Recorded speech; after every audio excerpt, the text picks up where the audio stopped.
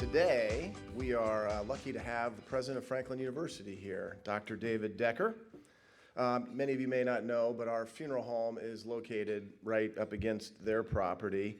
I look out my office at several of their offices. More importantly, they get to look at my offices, the back of them. I mentioned that I was good friends with Dr. Paul Otte for all the years that he was the president of the university, and I was talking with somebody that I'd never met, the new president of Franklin, and I found out he wasn't very new. When did you start at Franklin? 2007. 2007, so not new. But anyway, needless to say, I was introduced to him and spent a lunch learning all about Franklin University and what all they're doing, and was fascinated and invited him to come and speak to our Rotary Club and tell us what all Franklin's up to. Under Dr. Decker's leadership, Franklin has been busy executing an ambitious strategic plan that includes increasing the depth and breadth of its academic programs, expanding to new domestic locations, and establishing programs in emerging global markets. That part is pretty fascinating, and hopefully he talks about that today. Some of the significant strides that he's made include the maximum tenure re-accreditation granted by the Higher Learning Commission, educational partnerships with 9 academic institutions in Europe, the Middle East, and Asia, alliances with more than 200 community colleges around the country, regional campuses in Beaver Creek, Ohio, and Indianapolis. Prior to coming to Franklin, Dr. Decker served as the Vice President for Global Academic Programs and the Dean of the School of Management at the New York Institute of Technology. Before NYIT, he was at Youngstown State, the Williamson College of Business Administration, and he has had faculty posts at universities teaching in China, Malaysia, Russia, Mexico, Spain, Germany, Brazil, and Jordan. He is fluent in Spanish and Portuguese and even speaks a little Russian. So I wonder if any of his presentation will be in a way we don't understand. He serves as president and chief executive, before the academic life that I just mentioned, he served as president and chief executive officer of a $130 million manufacturing company. So he's a native of Philadelphia, got his BA from Grinnell College, his MA and PhD from the University of Kansas, and his MBA from Wharton School at the University of Pennsylvania. Help me welcome Dr. David Decker to Columbus Rotary.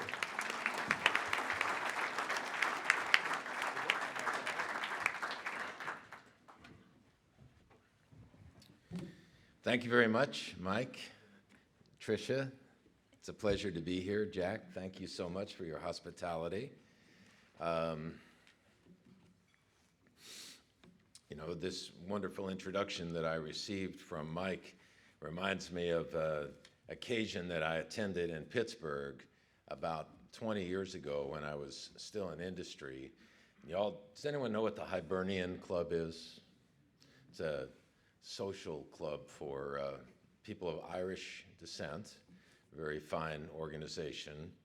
And so in Pittsburgh, the Hibernian Club was very proud that they had attracted as a speaker for one of their events Anthony O'Reilly, who at that time was the CEO of Heinz, which is the huge multinational food company. And so I went to this event and dinner event, and Anthony O'Reilly was supposed to be speaking before the dinner because he had another engagement. And so we got there, and everyone had their cocktails, but Anthony Riley hadn't appeared. And so the master of ceremony said, well, he'll be here shortly, so we're going to go ahead and have dinner, and then we'll just listen to Mr. O'Reilly after dinner. And so everyone had their dinner, and after dinner, Mr. O'Reilly still hadn't appeared. So the master of ceremony said, everything's on track here, nobody worry, we're going to have our dessert, and after dessert, Mr. O'Reilly is going to be addressing us all. So everyone had their chocolate cake and their coffee. Still no Mr. O'Reilly. So finally the MC gets up and he says, it's customary on occasions like this to say that our speaker tonight needs no introduction. And that's particularly true in this case since the son of a gun didn't even show up. So you can say at least I showed up. Well, as you know, Franklin University has been around for a long time. Many of you probably drive past it or hear about it on the radio or see our billboards. But as Mike said in his remarks, sometimes you can see something every day and still not particularly know much about it unless the opportunity arises to learn more about it. And so I want to just give you a quick overview of our university. And before I do that, I want to just acknowledge the fact that we do have a number of people from Franklin here, as I think Tricia pointed out, including the chair of our Board of Trustees, Mary Ducci. Mary, would you just... Mary Ducci is the board chair of Franklin University. And I also want to send a shout out to a longtime board member of Franklin University, off the board now, but I think for a 20-year period or more was on the board of Franklin University, and a colleague of yours for many years, Scott Whitlock. Scott, thank you for all your service to Franklin.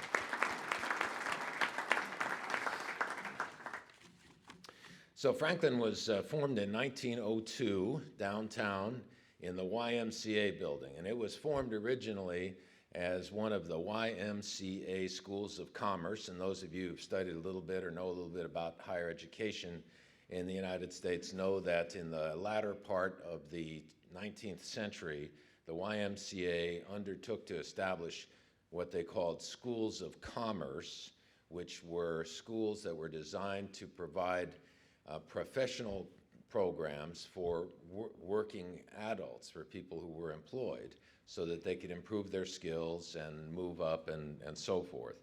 And they were called YMCA Schools of Commerce. There were 19 of them established across the United States and Canada back in those days. Almost all of them have subsequently evolved into standalone autonomous institutions. Youngstown State University was a YMCA School of Commerce. Northeastern University in Boston was a YMCA School of Commerce, as well as the University of Michigan Law School, originated actually as a YMCA School of Commerce. So Franklin University was established for this purpose in the early part of the 20th century. And the idea that it had was to provide very high quality professional programs, accounting, bookkeeping in those days, and management related subjects. And in a real fundamental way, we're still engaged in the same process today, 110 years later, of providing very high quality academic, professionally oriented academic programs to employed adults who are seeking to rise in their organizations or add to their skill set. Obviously, the changes that have taken place over 110 years are pretty substantial. You see here that we serve about 10,000 students each year in all of our different places of work in all of our different programs. And we have, as our academic offerings, Bonnie, why don't you go ahead there? And I'm sure that you'll all be able to see all of these. So I'll just, I could have put anything up there, you know. I could have put the roster of the 1981 Yankees up there, and you wouldn't know the difference. Isn't that true? But I didn't do that. See, those are our actual academic programs. So, and you can see that we're organized into 3 colleges. We have the Ross School of Business Administration. We have the College of Health and Public Administration. We have the College of Arts, Sciences, and Technology, and then we have a separate institute called the International Institute for Innovative Instruction. And we have, I think, the representatives from all those schools here today. So we have, I think, about over 40 academic programs that we offer through these 3 colleges and our institute. And one of the distinctive features about Franklin University is that we are a practitioner-oriented university. And I think there are probably many people in this room who either attended Franklin or have relatives who attended Franklin or have employed people who attended Franklin. And I hope I'm right in saying that most of you would agree that graduates from Franklin University have been exposed to a very practical set of instructional materials and instructors that allows them to make direct contributions to their companies and organizations almost immediately. And we are able to maintain this level of up-to-date and current curricular materials and approaches by engaging the support of people like many of you in this room in what we call program advisory boards.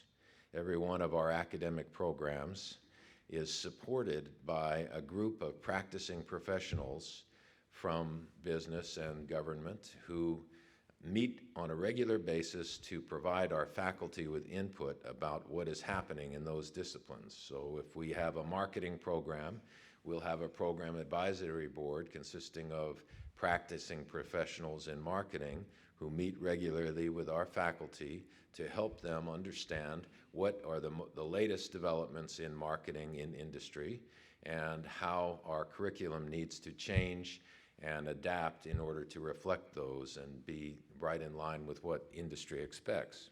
I think we have over 250 members of our various program advisory boards, and if anyone of you is interested in pursuing this opportunity in your own discipline, I invite you to speak to Dr. Christopher Washington, our Provost and Senior Vice President for Academic Affairs, who is with us here today. So let's get off the 1981 Yankees here, Bonnie.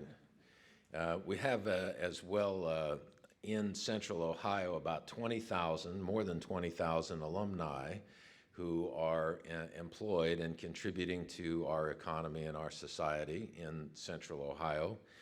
And I think that if you made a list of the organizations that our graduates work in, it would be a very familiar list. It would be Nationwide and Chase in the state of Ohio and Huntington, Cardinal Health and Worthington Industries and Battelle and Chemical Abstracts and just literally hundreds and hundreds of prominent organizations in Central Ohio have many, many, many graduates of Franklin as contributors to them.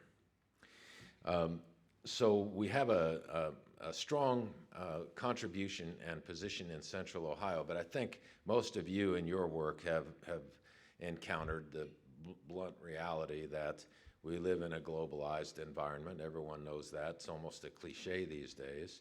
But this globalization and the intersection of international forces has had its impact on higher education as well. And so our university is an internationally oriented university that interacts with opportunities outside the United States in many ways. Let me just give you a couple. We have, for example, in the Sultanate of Oman, which is on your map there, is in the Arabian Peninsula. We have, as we sit here today, 120 or 130 MBA students that are actively studying the Franklin University MBA in the Sultanate of Oman. In Saudi Arabia, we are teaching over 500 students, I think, right now online with our faculty members from here in classes in 4 or 5 different cities in Saudi Arabia. We have nurses that are enrolled in our nursing program in Seoul, Korea. We have Spanish language business administration programs being taken by students in Guatemala as we sit here today. We have partners in India, in Poland, in all the countries that you see up there. And we are not only offering our academic programs, we're also designing programs for other institutions. You know, we have, in the last 4 years, designed over 200 courses for Saudi Electronic University, which is the largest and the most prominent online English language university in the Arabian Peninsula, sponsored by the government of Saudi Arabia. Every course that is offered by Saudi Electronic University was designed in Columbus, Ohio by Franklin University specialists and installed and implemented by Saudi Electronic University with our assistance. We're now in the process of carrying forward similar projects with other institutions as well. Of course, you have to be engaged with the international environment, but we live in the United States, and so we have to also be very attentive to our own domestic environment. And in that respect, you see up here some of the locations in which Franklin University has established we call co-location offerings with community colleges.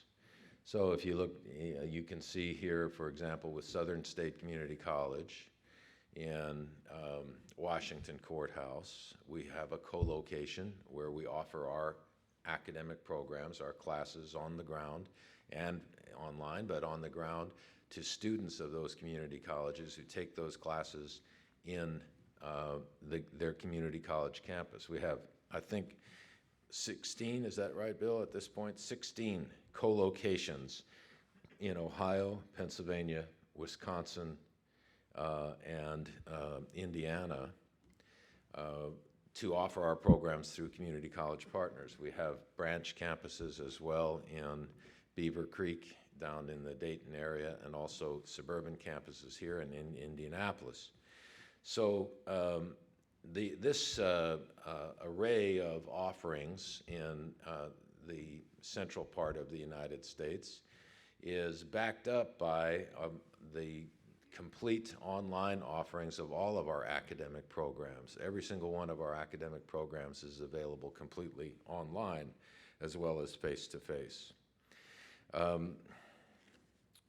We have been working as well on a new project called Franklin Works, a very exciting project in which we work together in collaboration with employers to design customized offerings for their employees that will raise the level of qualification, business qualification, professional qualification of their employees, and do so in a way that doesn't interfere with their regular duties.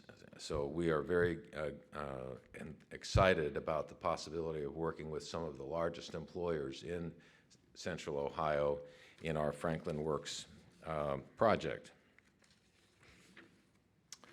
We have as well, as I mentioned, an institute, and I invite any of you who are interested to come and visit us anytime that you can find the time. We have the International Institute for Innovative Instruction is the largest concentration of doctorally qualified instructional design capacity in the central part of the United States and perhaps anywhere in the United States. We have, under the direction of its dean, Dr. Karen Miner-Romanoff, we have doctorally qualified instructional designers, we have content editors, we have the capacity to produce video productions for online classes. We've produced over 2,000 videos in that building in the last couple of years for our own courses and also for courses offered by universities in 2 or 3 different continents. We have the ability to offer customized training. We've sent our faculty members and our specialists to Saudi Arabia and offered on-the-ground training to Saudi Electronic University faculty in 3 different cities on 2 or 3 different occasions. Week-long training programs. We've provided training in Guatemala. We've provided training in Dubai and in India and other parts of the world as well. So we are very energetically engaged in using our academic talent and our instructional design capability to advance higher education in the United States and for our region. I want to give you, this is our curriculum design model. I could have said this is, the way the 1981 Yankees would score. You get a walk, and then you steal second, and then you get to third on a fielder's choice and score on a sacrifice fly, and it still counts the same as a home run. So that's how we do it, one step at a time. That's an inside baseball joke. Let's move on to our Blue Quill. Blue Quill is, you may not know this, but when you take an online course, you're doing so through a piece of software that is called a learning management system.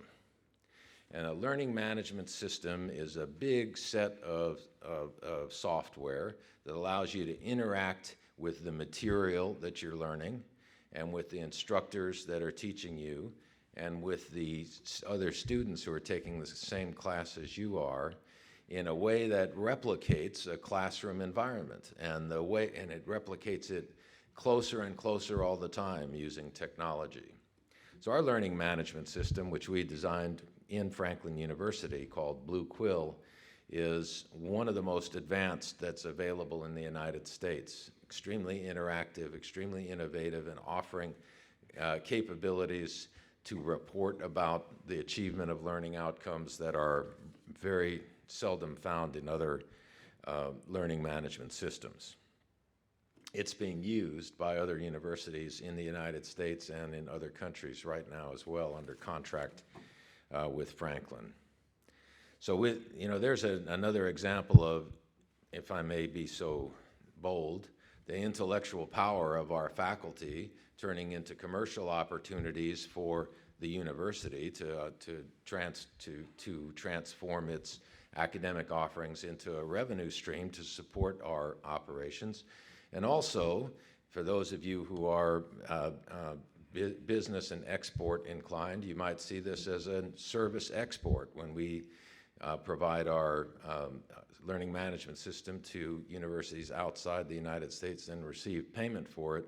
That is exactly the same as making shoes here and shipping them somewhere else and receiving payment for them. So it helps our balance of payments.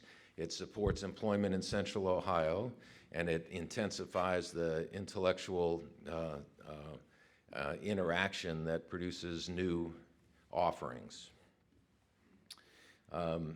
Let's talk for a few minutes about some of the partnerships that we have here in our immediate area. The Supreme Court of Ohio, for example, has a judicial college, the Ohio Judicial College, that provides educational offerings for judges, magistrates, and non-judicial court personnel all through the state.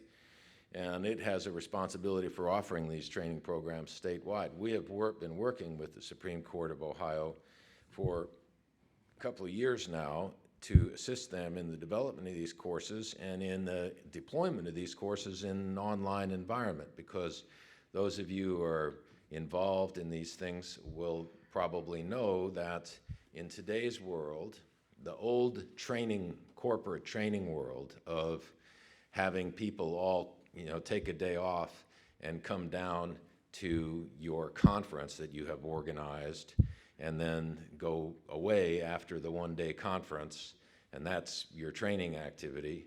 It still exists, but it is largely being supplanted by the use of online technological capability to provide training opportunities directly to individuals widely distributed geographically who are able to take advantage of that through things like online learning provided by Franklin-designed courses. So we have, I think, since we began working with Supreme Court of Ohio, more than 400 officers of the court served by, or 400 in the first year and 800 in year two, so 1,200 probation officers and judges and employees of the court system and of the justice system have gone through programs designed by Franklin and offered by the Supreme Court of Ohio Judicial College. We have also on our campus, if you come down to our campus, you'll see that we have a large number of people who look pretty young to be in college, and that's because they're not in college. They're freshmen at the Metropolitan Institute of Technology STEM High School that we have on our campus, which is a joint project of Battelle and Franklin University. Very exciting project. STEM, as you know, stands for science, technology, engineering, and mathematics education at the high school level is one of the biggest trends in the United States today, and to have a partner like Battelle, I think, is a great thing for for Franklin, and we're happy to be working with them and having the kids on campus. And then finally, just as an example, we have our work with Nationwide, where we're doing many, many different projects. We're providing training in Java, the Java programming language. We've been doing that for some time. We've designed courses for the Sales Academy and for the Claims Management group as well we're working with. We have hundreds and hundreds of alumni employed by Nationwide and as current active students as well. So we have great relations with Nationwide. And then finally, this is a picture of the graduation ceremony in Wrocław, Poland, about 2 years ago, of the MBA group that we graduated there. And you see in the middle there, actually, the then chair of the board, Gary Flynn, who was there to celebrate the graduation of all these students from our MBA program in Wrocław, Poland. And this is just a way to remind ourselves, this picture, that this is what the whole university is working towards, the day when these students achieve what they've been working for so long and are able to take that forward as a credential and as a set of abilities that will enhance their lives and enrich their organizations and enrich the world. So with that, ladies and gentlemen, I think I'm going to, I think I'm doing okay on time, okay? So, thank you. If we have, okay, we have questions. Yes, sir. Could Franklin set up learning systems for economical enough for small businesses to afford? Well, we certainly have the ability to provide training courses for businesses of any size, and we have the ability to customize them as well. I think, though, if you look at our academic offerings, in many, many areas, you would find that our standard offerings are very, very well suited to the practicalities of small businesses. And when you talk about accounting and you talk about marketing and you talk about small business management and IT and all the functional areas, we, I think, are big contributors to the small business community, and we're happy to work with. In fact, we just had, I think, your organization came through, took a look at some of our capabilities in course design for training in that particular field. We're happy to work with all businesses of all size. Yes. Yes, as someone that didn't know much about the university, first of all, it's incredibly impressive that all that you touch on the levels that you touch that. I could probably ask you about 100 questions, but one of them is, do we as Rotary have some type of a bridge to Franklin? Because you seem to do so many incredible things. Well, thank you. And the question is there some bridge that Rotary members have to Franklin? And I'd say, first of all, we're an open door institution. You know, you come and see Dr. Washington, our senior academic officer, or you walk into the Institute for Innovative Instruction and see Dean Minor Romanoff. Everyone is very open to conversations on all levels at all times. You know, we're grateful for the opportunity to interact with businesses and with other institutions in Columbus, because we always learn from each other when we do that.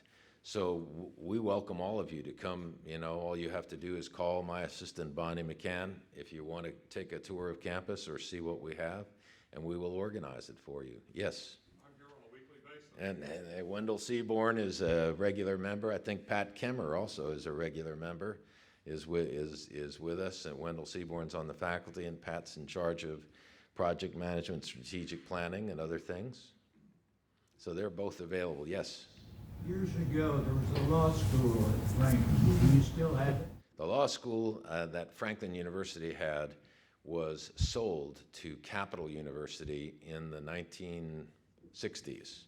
So it's now the Capital University Law School. Very fine school. Wish we still had it. No. Disregard. On your slide, reference to a nonprofit. I guess I had just a fuzzy perception that you were a for-profit school some time ago. No, we are not. We are a 501c3 nonprofit institution, have been since 1902. Yes? I have a question. Do you see a need in the community that you could be helpful for, that you need help with?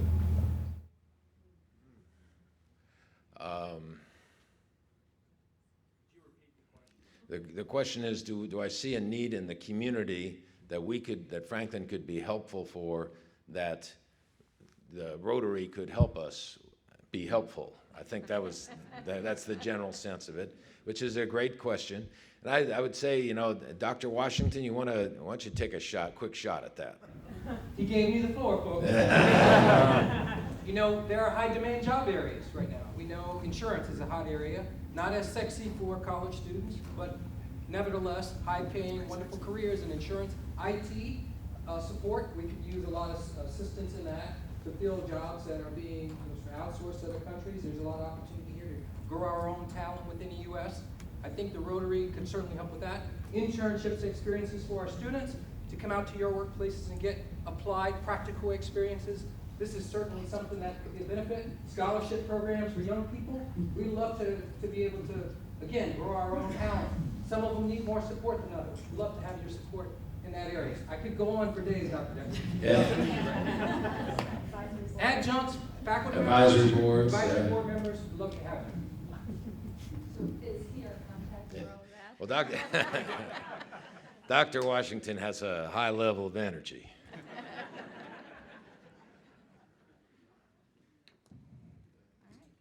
Thank you, ladies and gentlemen.